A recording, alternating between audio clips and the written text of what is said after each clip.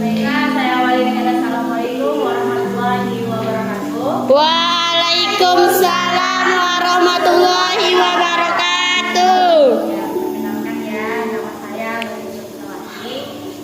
Saya mahasiswi dari Universitas Islam Sumatera Utara. Saya akan meneliti sebuah matematika langkah, khususnya di kelas 10 Asia. Dengan judul Pengembangan Media Learning with Musik untuk meningkatkan keterampilan menulis puisi pada siswa kelas 10 matematika langkah. Selanjutnya kita akan mempelajari atau belajar sama-sama tentang apa itu puisi, bagaimana cara menulis puisi, dan nantinya pun kita akan menulis puisi diiringi dengan media musik. Selanjutnya untuk 2 minggu ke depan saya akan menggantikan guru bahasa Indonesia kalian, yaitu Ibu Suprima Sartika SPD. Dan untuk hari ini kita membahas tentang apa itu puisi.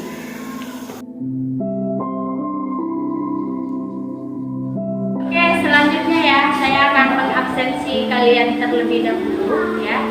Yang saya panggil namanya nanti bilang hadir agar kita nantinya saling kenal. Oke? Oke. Maulida Dipaza, Melija Adinda, Melisa Airani.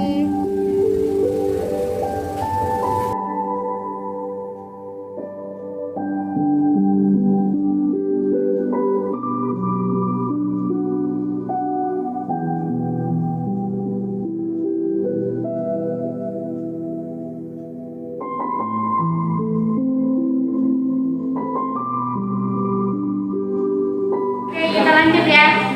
Sebelum kita ke materi puisinya, kita harus mengetahui kompetensi dasarnya, yang dimana nantinya ini yang akan kita capai dalam pembelajaran. Ya, dimana kompetensi dasar pengetahuan bisa kita lihat ya. Itu yang pertama itu menganalisis unsur pembangun puisi dengan indikator pencapaian yang nantinya kita akan capai. Ya. Yang pertama itu ada menelaah unsur fisik puisi, dan yang kedua menelaah unsur batin puisi. Ya, nanti kita sama-sama belajar nih apa itu unsur dalam puisi. Selanjutnya ada kompetensi dasar keterampilan, itu menulis puisi dengan memperhatikan unsur pembangunnya seperti tema, diksi, gaya bahasa, imaji, struktur, dan perwajahan. Dan di sini nantinya dengan indikator pencapaian kalian akan merancang atau menyusun teks puisi sendiri dengan karya kalian sendiri, dan nantinya akan diiringi dengan media learning with musik. Oke, sebelum kita ke materi puisinya, saya mau membahas tentang keterampilan menulis terlebih dahulu. Ya, yang dimana kita ketahui bahwa menulis itu merupakan salah satu keterampilan berbahasa yang mengungkapkan pikiran atau gagasan dan untuk menyampaikan pesan sebagai komunikasi melalui media tulis sebagai alat atau medianya, ya, sehingga mudah untuk dipahami oleh pembaca. Nah, dari menulis ini tadi kalian dapat mengungkapkan pikiran kalian, ide atau imajinasi dalam berupa tulisan. Oke, selanjutnya kita langsung ke materi puisi, ya. Dan di mana dapat kita lihat ini pengertian puisi. Puisi adalah ungkapan perasaan, emosi, ide yang disampaikan bahasa yang indah susunannya dan mempunyai makna yang luas. Puisi juga merupakan wujud dari pengalaman penulis dalam bentuk bahasa yang memiliki makna yang dalam. Ya, dapat kita ketahui bahwa unsur pembangun puisi itu dibagi menjadi dua. Yang pertama unsur intrinsik dan yang kedua unsur ekstrinsik. Ya. Unsur intrinsik dia unsur yang membangun puisi itu dari dalam, sedangkan unsur ekstrinsik dia unsur yang membangun puisi dari luar. Dan nantinya di sini kita akan belajar sama-sama apa yang termasuk unsur-unsur dalam puisi tersebut. Oke, selanjutnya kita bahas ya yang termasuk unsur intrinsik, unsur yang membangun puisi dari dalam, yang dimana itu terbagi menjadi dua. Yang pertama itu unsur fisik dan unsur batin puisi. Ya, yang termasuk unsur fisik puisi. Yang pertama itu ada diksi, imaji, kata konkret,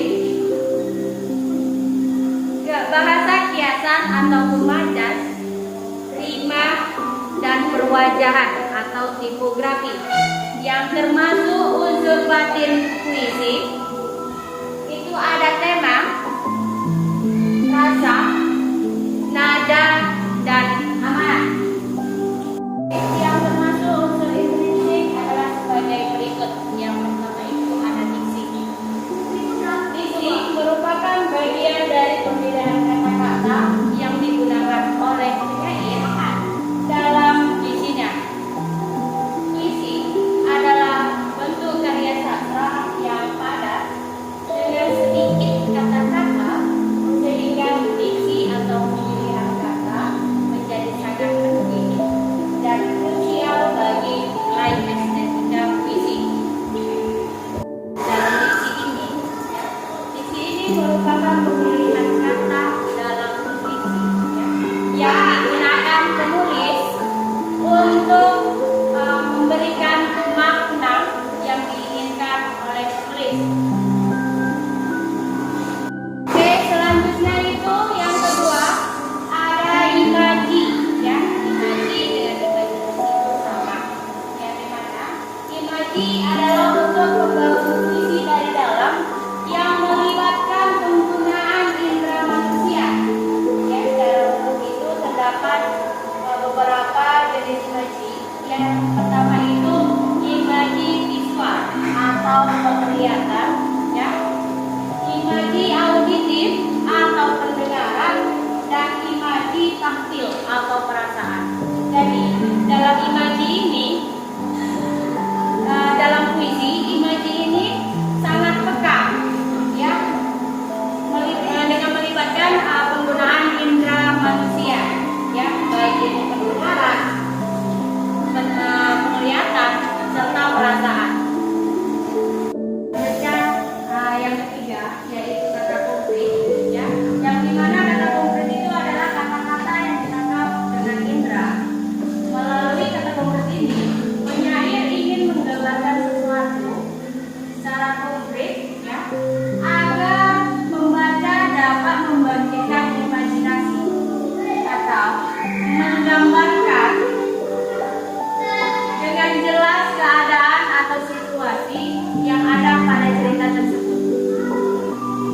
Selanjutnya itu yang keempat ada bahasa kiasan atau kita sebut majas. Ya. Majas sama gaya bahasa itu sama. Dalam puisi gaya bahasa ini dibutuhkan. Karena apa? Karena gaya bahasa ini bisa menghidupkan, ya, cerita seolah-olah cerita ini nyata. Jadi dia dapat menimbulkan makna yang lebih mendalam. Contohnya sebagai kata ini, kaulah bulan, kaulah bintang. Kan nggak mungkin kita disamain dengan bulan. Nah, itu bahasa kiasannya. Bahwasannya, ya, kita itu sama seperti bulan, terang di saat kegelapan. Yang kelima itu ada rima, ya. Rima ini berkaitan dengan baris, ya.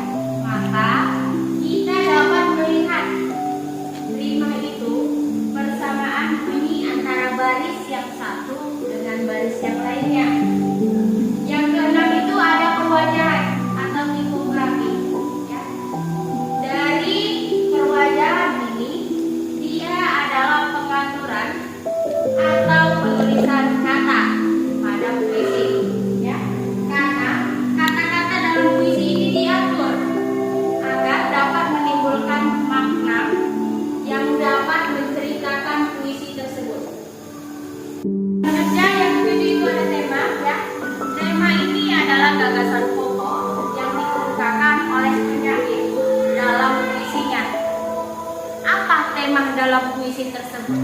Contohnya temanya itu ibu. Nah, berarti kita menulis puisi itu harus berkaitan dengan ibu, karena temanya itu aja udah ibu. Oke, yang selanjutnya itu ada rasa. Dalam puisi, rasa itu perlu. Kenapa perlu? Karena rasa itu tergantung pada psikologis penyair dan latar belakang seorang penyair. Baik itu dia masalah pendidikan, agama, jenis kelamin, kelas sosial, maupun kedudukannya dalam masyarakat. Sedangkan yang kesembilan itu ada nada. Nah, nada ini dia unsur yang membangun puisi ya, dari dalam dengan sikap penyair terhadap pembacanya. Kita nih sebagai pembaca, ketika kita membaca puisi pasti kita mengetahui nada itu seperti apa. Apakah itu nada sombong dalam puisi tadi, atau nada tinggi, ataukah dia nada seolah-olah menceritakan dirinya itu sendiri pada puisi tersebut. Selanjutnya itu yang terakhir ada amanat ya. Kita sudah mengetahui bahwasanya amanat itu adalah pesan atau kesan yang ingin disampaikan penyair melalui puisinya. Ya. Seorang penyair itu harus memiliki pesan atau kesan ya, atau kita sebut dengan amanat yang jelas pada puisi. Karena apa? Karena setiap pembaca itu berbeda-beda menentukan amanatnya. Jadi seorang penyair ini harus menghasilkan amanat yang jelas. Apa pesan yang ingin dia sampaikan, atau apa yang ingin dia sampaikan dalam puisi melalui pesan dan kesan tadi. Tadi kita sudah sama-sama membahas nih apa unsur intrinsik ya, dan sudah kita bahas satu-satu, dan kali ini kita akan memasuki unsur intrinsik ya.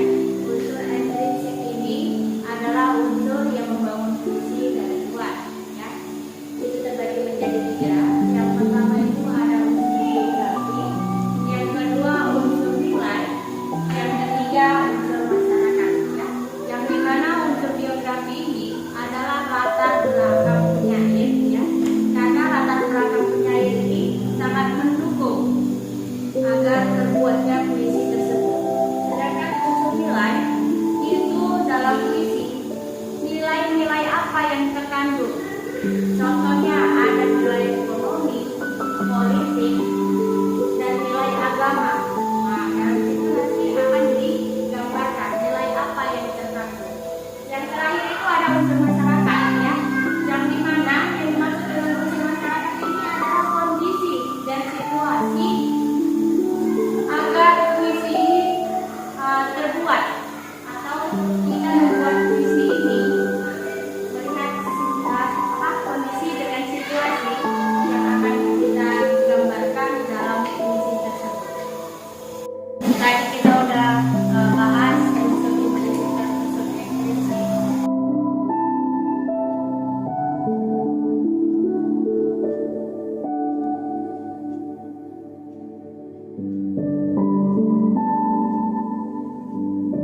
Kita akan membaca sama-sama ya puisi, yaitu karya saya sendiri dengan judul Terdiam Sejenak Dalam Renungan.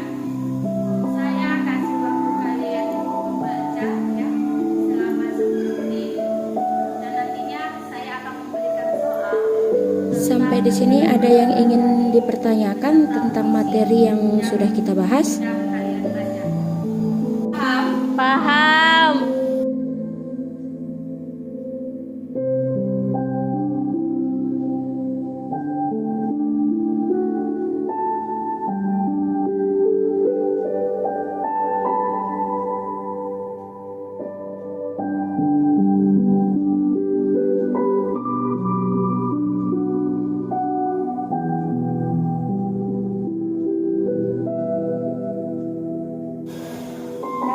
depan udah ada soal ya.